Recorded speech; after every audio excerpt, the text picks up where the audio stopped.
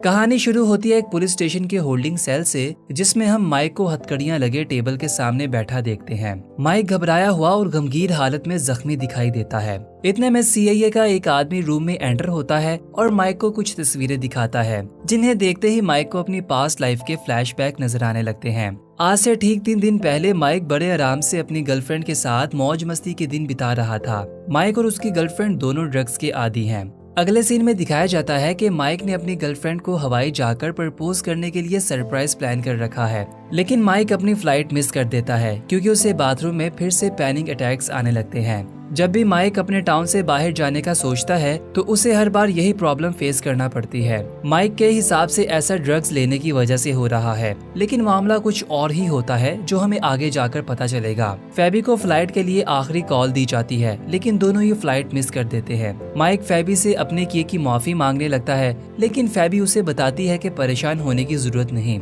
Mic अपने आप को हर बात का दोषी मानता है और इस बात पर भी हैरान है कि फेबी जैसी इतनी प्यारी और सेंसिबल लड़की आखिर मेरे साथ क्या कर रही है। लेकिन फेबी माइक की हालत समझते हुए इसे एक पल में माफ कर देती है।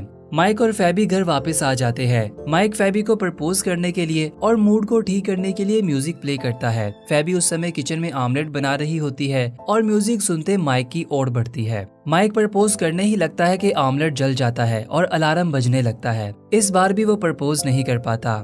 Next day Mike local store में अपनी क्लर्क की जॉब पर वापस काम करने लगता है। बिजनेस स्लो होने के कारण माइक अपनी स्केच बुक में कार्टून्स ड्रॉ करने लगता है। उधर सीआईए के ऑफिस में विक्टोरिया नामी महिला अपने ऑफिस में क्लासिफाइड फाइल्स देखने की कोशिश कर रही होती है। इतने में इसका फॉर्मर असिस्टेंट पैटी अंदर आता है। तभी एक स्पेशल फोन की रिंग बजती है। विक्टोरिया सीक्रेट कोड लगाकर कॉल रिसीव करती है, जिसमें एक आदमी उसे बताता है कि टफ गाय माइक की जान लेने वाला है, जो ये बात जानता है कि अगर माइक मर गया तो विक्टोरिया का बनाया गया प्रोग्राम एंड हो जाएगा, जिसमें सिर्फ माइक जिंदा बचा है। विक्टोरिया और आइड्रियन सीआईए के लिए सीक्रेट सुपर सोल्जर्स प्रोग्राम पर काम करते हैं। दोनों के अलग ग्रुप्स हैं और दोनों ने सुपर सोल्जर्स बनाने की कोशिश में कई लोगों की जान ले रखी है, जिसमें विक्टोरिया के पास आखिरी आदमी सिर्फ माइक ही बचा है, जबकि एड्रियन द्वारा तैयार किए गए बहुत सारे सुपर सोल्जर्स सही सलामत है। सीआईए ऐसे ताकतवर इंसान बनाकर इनको फील्ड में इस्तेमाल करना चाहती है। इधर माइक और फेबी एक दूसरे के साथ वक्त गुजारने के लिए एक गली के पास खड़े नजर आते हैं। दोनों की नजर सामने कार एक्सीडेंट पर पड़ती है, जिसमें कार एक पेड़ से टकरा गई थी। ऑफिसर इस जगह की जांच करने में बिजी है और गाड़ी को निकाल रहे हैं। माइक ये सब देखकर उदास हो जाता है और फेबी से कहता है कि मैं इस पेड़ की तरह हूँ और तुम गाड़ी की तरह हो। पेड़ हमेशा से यही था, लेकिन इसने गाड़ी नष्ट कर दी। ठीक इसी तरह मैं तुम्हारी जिंदगी में रुकावट हूँ। माइक ये बात कहकर रोने लगता है। फेबी उसे रिलैक्स करती है और कहती है कि ऐसा कुछ नहीं है। अगले दिन माइक अपने दोस्त रोज से मिलता है और कुछ फायरवर्क्स लेता है, जिन्हें यूज करके वो फेबी को प्रपोज करेगा। इसी रात विक्टोरिया माइक से मिलने स्टोर में आ जाती है और माइक के सामने सीक्रेट कोड्स में बातें करती है। माइक को कुछ समझ नहीं आता कि औरत क्या कहना चाहती है। इसके बाद विक्टोरिया वहाँ से वापस चले जाती है। इसके बाद माइक स्टोर से बाहर निकलकर सिगरेट लगाता है और हाथ में सूप लिए आगे बढ़ते ही देखता है कि 2 आदमी इसकी कार के साथ छेड़छाड़ कर रहे हैं। माइक इन्हें आवाज देता है और वो दोनों चाकू निकालकर तेजी से आने लगते हैं। तो माइक गरम सूप एक आदमी के मुंह पर दे मारता है और दूसरे से गन छीनकर उसकी गर्दन में स्पून घुसेड़ देता है। कमाल की फुर्ती से दोनों को गोली मारकर खत्म कर देता है। माइक अपनी ये एबिलिटी देखकर खुद से डर जाता है और फेबी को कॉल करके सब बता देता है। फेबी वहाँ पहुंचकर ये सब देखती है और हैरान रह जाती है। इतने में टाउन का शेरिफ वहाँ पहुँच जाता है और दोनों को अरेस्ट कर लेता है। शेरिफ इन दोनों को पहले से जानता है। उधर एड्रियन ये बात जान जाता है कि विक्टोरिया ने कोड बोलकर माइक को एक्टिवेट कर दिया है और वो अपने ही 2 एजेंट्स क्रेन और लोफर को माइक और फेबी की जान लेने का ऑर्डर देता है। साथ ही विक्टोरिया और माइक के बारे में झूठ फैलाकर पूरे टाउन में लॉकडाउन लगवा देता है, ये बता के कि ये दोनों जानलेवा वायरस से इन्फेक्टेड है। क्रेन पुलिस स्टेशन पहुंचकर पुलिस ऑफिसर्स पर गोलियां बरसाकर इन्हें मार देती है, जिसमें शेरिफ भी मारा जाता है। इसके बाद लोफर माइक की जान लेने के लिए आगे बढ़ता है। माइक उसका मुकाबला करता है और लोफर के दांत तोड़ देता है और सेल में बंद कर देता है। क्रेन की गोलियों से बच निकलकर दोनों पुलिस स्टेशन से बाहर निकल आते हैं। तभी क्रेन माइक की ओर ग्रेनेड फेंकती है। माइक ग्रेनेड को कैच करके वही ग्रेनेड माइक की तरफ फेंक देता है, जिससे पुलिस स्टेशन नष्ट हो जाता है और क्रेन जमीन पर गिर जाती है। माइक क्रेन से एक बार फिर भिड़ता है और उसकी गर्दन तोड़ देता है। माइक और फेबी वापस स्टोर की तरफ जाते हैं, जहां इन्होंने गाड़ी पार्क की थी। वहां पहुंचकर दोनों एक दूसरे को हक करते हैं। इसी समय हवा से उड़ता हुआ पॉलीथीन बैग माइक की कार के साथ टच होता है, जिससे माइक की गाड़ी जोरदार धमाके से उड़ जाती है। माइक की कार में विस्फोटक लगाने वाले वही लोग थे जिन्हें माइक ने सबसे पहले मारा था। एड्रियन ये सब जानकर गुस्से से पागल हो जाता है और स्टेशन में धमाके से बच निकलने वाले लॉफर के साथ नए लोगों की टीम रेडी करता है ताकि माइक और फेबी का सफाया कर सके।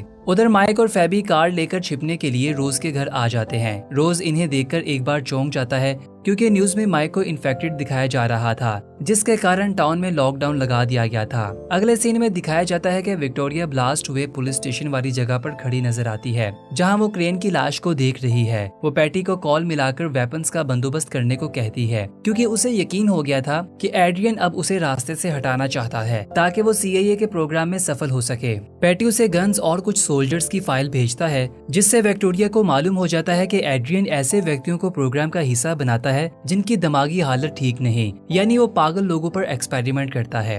आगे के सीन में कुछ एजेंट्स रोज के घर में एंटर हो जाते हैं, जिनमें से एक घर के वेंटिलेशन सिस्टम में जहरीली गैस छोड़ देता है और दूसरे एजेंट घर में घुसकर रोज और इसके दोस्तों को मार देते हैं। माइक और फेबी दूसरे रूम में होते हैं और वहां से छिपकर बाहर निकलने की कोशिश करते हैं। फेबी छत की सीलिंग से भागने लगती है, लेकिन इसी समय एक एजेंट माइक पर हमला कर देता है, जिसके कारण फेबी नीचे गिर जाती है। माइक जहरीली गैस की लपेट में आ जाता है और तेजी से एजेंट का मास्क उतारकर फेबी को पहनने के लिए दे देता है। फेबी फौरन मास्क पहन लेती है। माइक एजेंट से मुकाबला करके इसे जमीन पर गिरा देता है। फेबी एजेंट को मारकर माइक को पकड़कर बाहर निकालने की कोशिश करती है और एजेंट से एंटीट्यूट लेकर माइक को लगा देती है और इसी समय बाहर खड़े एजेंट को गन फायर करके मार देती है। नींद और बेहोशी से माइक की आंखें बंद होने लगती हैं, लेकिन फेबी माइक को जागते रहने को कहती है। माइक फेबी के साथ बिताए हुए रोमांटिक पलों में खो जाता है और अचानक ही इसे फेबी के वेकअप कहने की आवाज आती है, जिससे वो जाग जाता है। यूं फेबी माइक की जान बचा लेती है। माइक उससे पूछता है कि तुम ये सब कैसे जानती हो।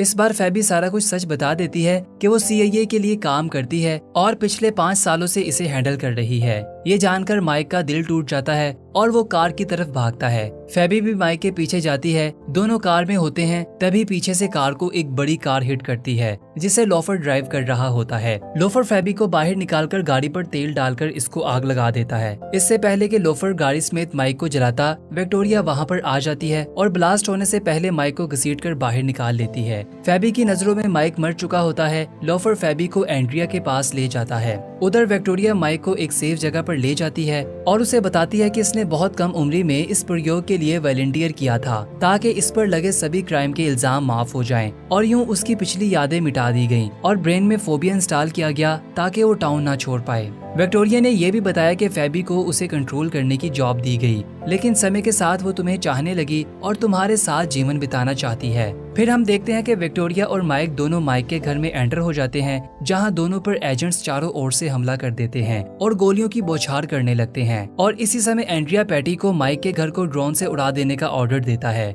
विक्टोरिया गन की आवाज को साइलेंट करने के लिए टेडी बियर की हेल्प लेकर एक एजेंट को मार देती है। माइक आखिरी एजेंट को फ्राई पैन की हेल्प से खत्म कर देता है। उधर पैटी ड्रोन स्ट्राइक रोक देता है और रेमंड को कॉल मिलाता है, जो इस सारे प्रोग्राम का हेड है। दूसरी ओर माइक एंड्रिया से कांटेक्ट करता है और ये शर्त रखता है कि सुपरमार्केट आकर मेरे बदले फेबी को छोड़ दे। एंड्रिया ढेर सारे किलर्स एजेंट को फेबी के साथ माइक की तरफ भेज देता है। किलर्स के वहाँ आते ही फायरवर्क्स होने लगते हैं, जिससे किलर डिस्ट्रैक्ट हो जाते हैं। फिर माइक कार ड्राइव करता हुआ स्टोर में एंटर हो जाता है और एक एक करके किलर्स को खत्म करने लगता है। माइक स्टोर में रखे अलग अलग सामान की हेल्प से किलर्स को मार देता है। फिर माइक का मुकाबला लोफर से होता है। दोनों एक दूसरे को बुरी तरह से जख्मी कर देते हैं। उधर एंड्रिया फेबी को हैंडकफ लगाकर टॉर्चर करने की कोशिश करता है, लेकिन फेबी पिन की हेल्प से कफ को ओपन कर लेती है और एंड्रिया के मुंह पर पंच करती है। तभी विक्टोरिया एंड्रिया के गले में रस्सी डालकर इसे करीब करीब मार ही डालती है, लेकिन ठीक इसी समय रेमंड वहाँ आकर उसे ऐसा करने से रोक देता है। उधर स्टोर में माइक और लोफर जख्मी हालत में एक दूसरे के सामने बैठे नजर आते हैं। इससे पहले कि माइक गन से लोफर का भेजा उड़ा देता, लोफर अपने किए की माफी मांगता है और बताता है कि जो वो करता है उसे कंट्रोल नहीं कर सकता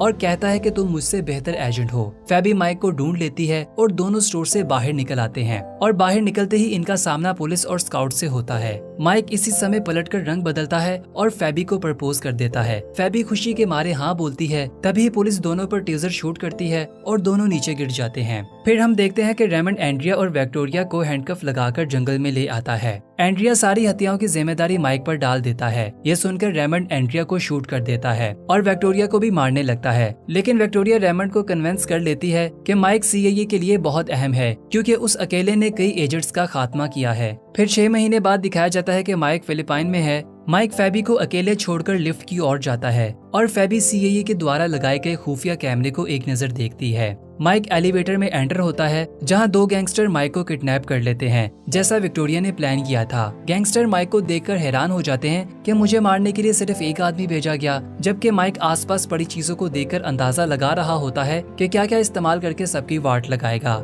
माइक मुस्कुराता है और हमला कर देता है, और यूं दोस्तों ये फिल्म अपने एंड को पहुंचती है। दोस्तों कमेंट सेक्शन में बताइएगा कि आप कौन सी फिल्म के हिंदी रिकैप्स देखना चाहेंगे। तब तक के लिए अलविदा।